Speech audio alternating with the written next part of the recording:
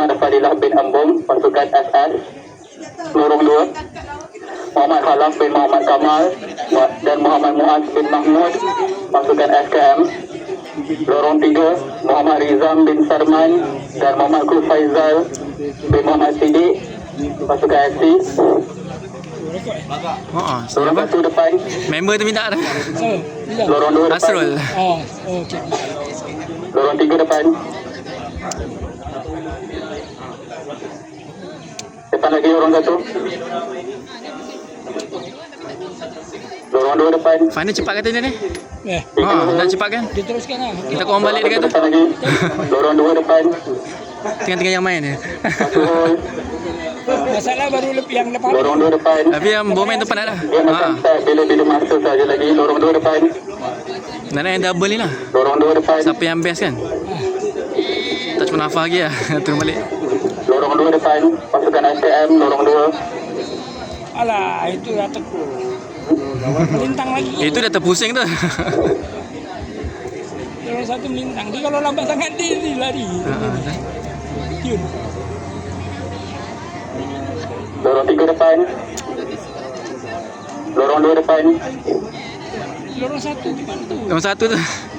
Saya ingat tu. Satu hole. Oh, tak kira kau. Yang penting kau ni. Pandai-pandai kau dia kata. Kan? Dia tak kira kau saya ingat ke tidak. Kan? Ya kot. Yalah.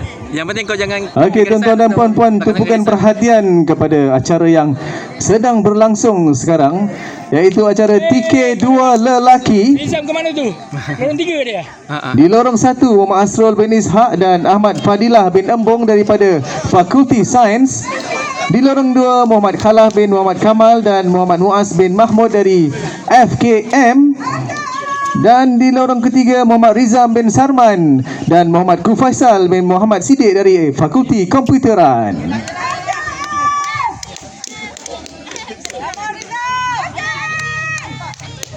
Fight ni, fight.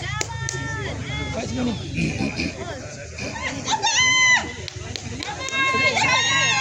Sama-sama laju je.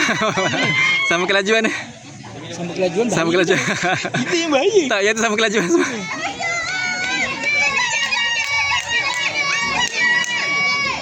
Dia tak juga. Sebab dia baru second. Dia nak ketat nanti ya. Tengok macam mana dia bunyi masing-masing. Yang second ni.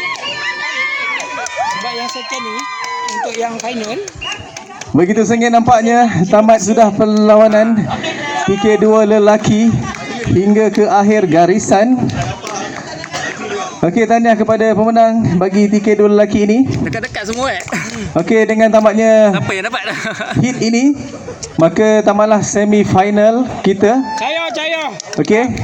Dan acara final akan dilangsungkan pada jam 12.30. Oh. Okey. Juga 12.30. Ada sejam lagi dari sekarang untuk Tak ada. berehat dan Tak ada cepat sangat dia buat. Sejam. longgar-longgarkan kaki, okey, tangan kepada peserta atlet. Okey.